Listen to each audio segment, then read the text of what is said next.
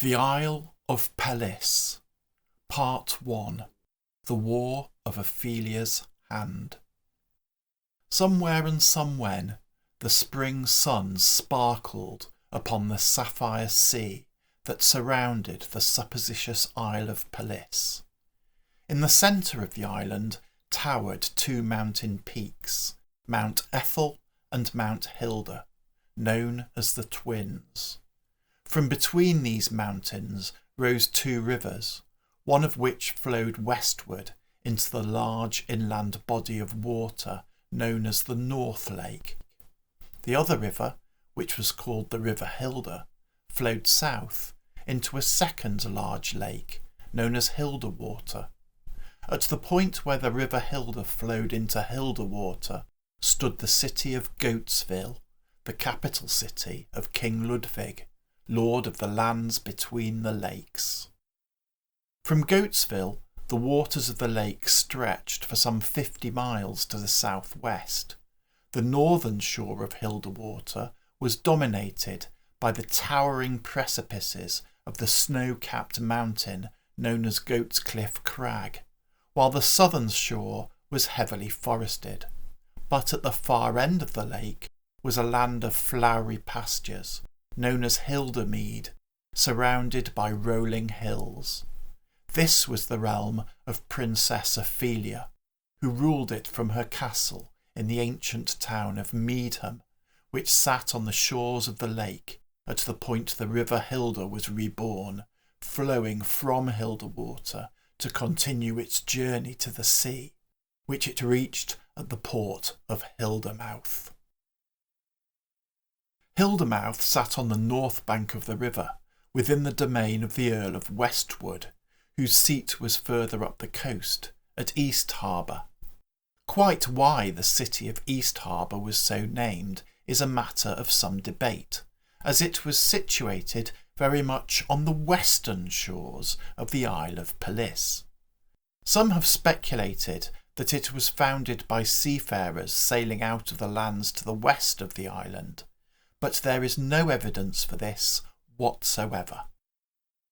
At the time of which I speak, the Earl of Westwood was a young man, barely out of his teens, whose wildly exaggerated view of his own competence in no way managed to compensate for his woeful lack of experience and common sense. It may well be that it was this overconfidence which led him to propose marriage to Princess Ophelia, a proposal that was immediately and unconditionally rejected. Rather than shrugging and seeking a less opinionated partner elsewhere, and there would have been no shortage of applicants for the role, the Earl of Westwood chose to take umbrage at this rejection, and declaring that what he could not win through love he would take by force, declared war on Hildemead. Thus started what became known as the War of Ophelia's Hand. At this time, the military resources available to Princess Ophelia amounted to 2 squadrons of Hussars and a company of light infantry. The most notable attribute of this small force was its uniforms, which had been designed by the Princess Ophelia herself. The Hildemead Hussars were resplendent in pink, while the light infantry, known as the Meadham Guard, wore striking yellow outfits. While the aesthetic effect thus produced pleased the princess, many of a less artistic temperament commented that a less pretty and more martial colour palette might have been more effective at striking terror into the enemies of Hildemead. The Earl of Westwood was certainly not terrified by what he referred to as the little princess's rhubarb and custard army. He confidently expected to sweep it aside, and to be fair to the Earl, for once his confidence did appear to be well grounded. Not only were his troops dressed for the most part in the far more martial colour of red, he also just had far more of them, being able to call on 3 regiments of line infantry and 3 squadrons of cavalry, of which 1 was heavy and 2 were light. But the Princess Ophelia was not friendless. She was becoming increasingly close to King Ludwig. Indeed, it was rumoured that her burgeoning affection for this gentleman provided an explanation for her somewhat blunt rebuttal of the Earl's advances. Whatever the truth of this, it is undeniable that the first step she took on receiving the Earl's declaration of war was to send to King Ludwig for aid. King Ludwig was prompt in providing the assistance requested, and he had plenty of men with which to provide it. His army included 3 regiments of line infantry, a squadron of light cavalry, a squadron of heavy cavalry, a company of light infantry, and a battery of artillery. At the beginning of May, the opposing forces were positioned as follows. Princess Ophelia's army was stationed at Needham. The Earl of Westwood was at East Harbour, along with the Earl's own regiment of foot, and the 1st Squadron of Light Dragoons. To the south, at Hildermouth, were the Hildermouth Fusiliers and the Westwood Horse Guards, a squadron of heavy cavalry. The 3rd main settlement in Westwood was the town of Woodlands, situated inland. Here were based the 3rd Regiment of Line Infantry, the Woodlands Foresters, distinctive in their bottle green uniforms, and the 2nd Light Dragoons.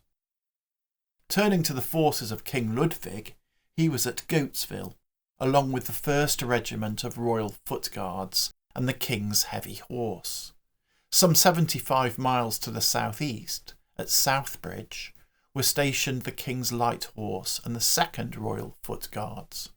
The 3rd Royal Foot Guards was based 75 miles to the northeast of Goatsville at Lakeside, situated on the southern shore of North Lake.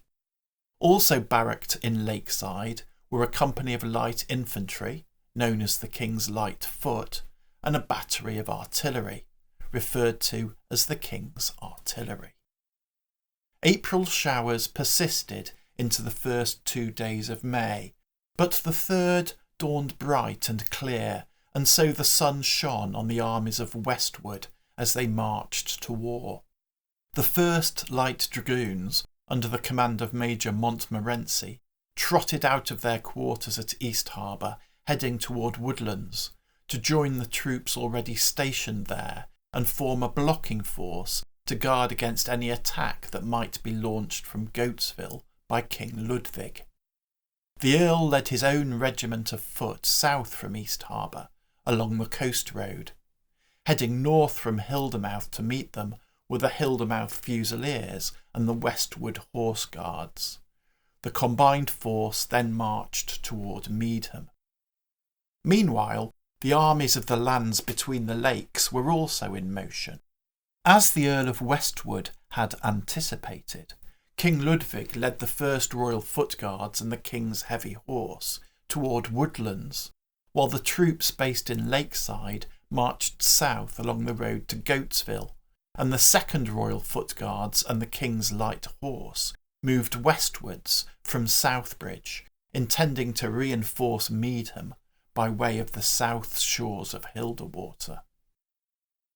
By the 7th of May, the Earl of Westwood had completed his initial manoeuvres. The blocking force had assembled at Woodlands.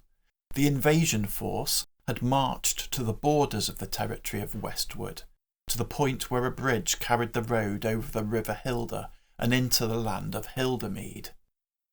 Here the Earl of Westwood hesitated.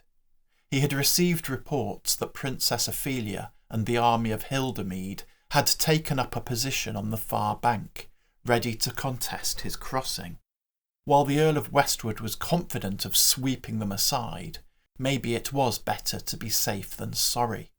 The news from Woodlands was that all was quiet in that sector. The Earl therefore sent an order to Woodlands ordering the 2nd Light Dragoons to ride across country and join the invasion force. On the 9th of May, the Earl made his move. The newly arrived 2nd Light Dragoons led the army over the bridge. Behind them marched the Hildermouth Fusiliers, followed by the Earl himself, with the Westward Horse Guards in the rear. The Earl's own regiment of foot was notable by its absence. The commander of the Earl's own regiment of foot was Brigadier Hapgood, the senior officer of the Earl's army. He was not only irascible, but also inept. As his men formed up that morning, it became apparent that the regimental powder wagons had been misplaced, presumably left behind somewhere on the road. While Brigadier Hapgood shouted increasingly incoherent orders, attempting ineffectively to remedy the situation, the Earl had pressed on without him, unwilling to countenance any further delay. On the far side of the bridge, the road ran straight for a few hundred yards through open fields until it turned right and became the high street of the village of Holtzheim. This small community made its living from farming and providing amenities of all sorts to weary travellers. There was a tavern, which could provide satisfaction for the stomach and other services as required, and a church for the subsequent sanctification of the soul. Usually it was a peaceful place, but on this particular morning it was thronged by the men of the Medium Guard, disposed in open order into various defensive positions by their commander, Captain Snaith. Beyond Holtzheim, the road turned again to the left, continuing toward Meadham, running through more open fields before disappearing into the surrounding forest. And in these fields behind the village were stationed the 2 pink-clad squadrons of the Hildemead Hussars, under the watchful eye of the Princess Ophelia.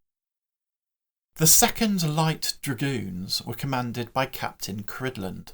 Observing that the village was crawling with riflemen in bright yellow uniforms, he called his men to a halt and sent a messenger back to the Earl with the news.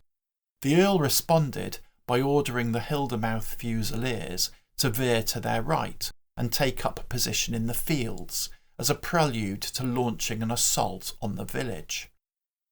News that the Earl's forces were crossing the bridge had reached Princess Ophelia. She led the 1st squadron of the Hildemead Hussars across the fields behind Holtzheim, moving to her left.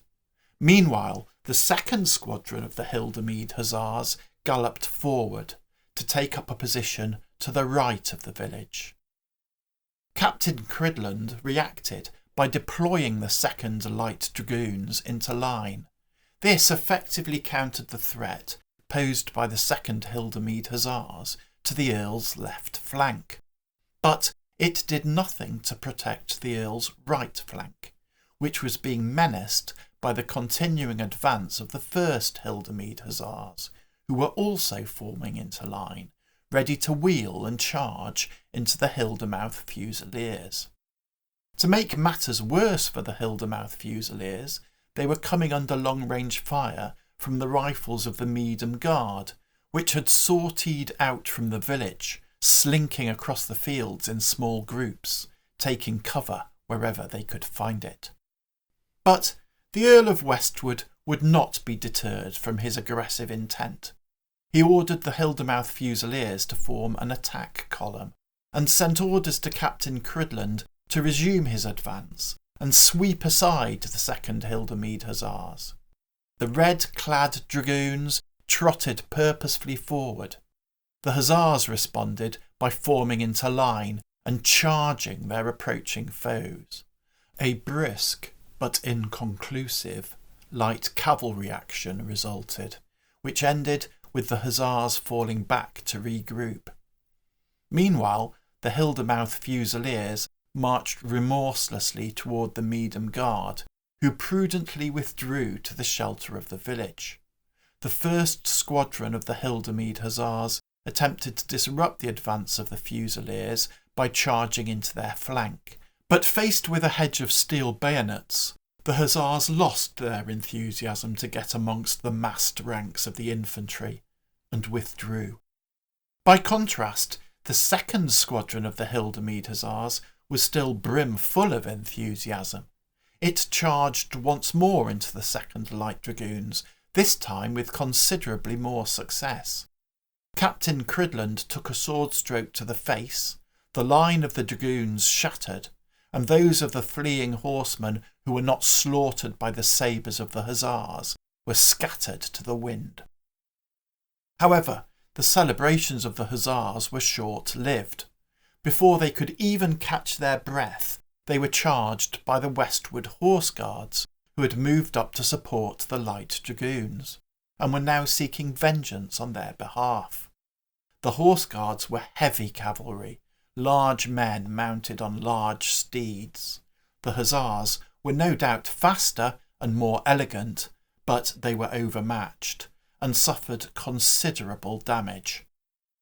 At this point, Princess Ophelia decided to get out of the game while she was ahead. Her hope had been that she could delay the Earl's advance and buy some time for the reinforcements dispatched by King Ludwig to reach her. The effective destruction of the Second Light Dragoons should deliver that result. There was therefore no need to allow her Hussars to be cut to pieces by the Westward Horse Guards. She sounded the retreat. On both flanks, the rhubarb-tinted uniforms of the cavalry of Hildemede had begun to fall back. In the centre, by Holtzheim Church, the custard-coloured costumes of the Meedham Guard were forming up into a column of march, ready to withdraw, but too slowly. While Captain Snaith was still barking orders and dressing his ranks, the massed attack column of the Hildemouth Fusiliers crashed into his men and rolled over them. The outnumbered riflemen had no chance. The carnage was terrific. Princess Ophelia, who had ridden over to chivvy Captain Snaith along, watched in despair as her light infantry were obliterated, and then, realising her perilous situation, she put her spurs to her horse and followed the retreating Hussars, heading back to Meedham. Thus ended the Battle of Holtzheim, the opening action of the War of Ophelia's Hand.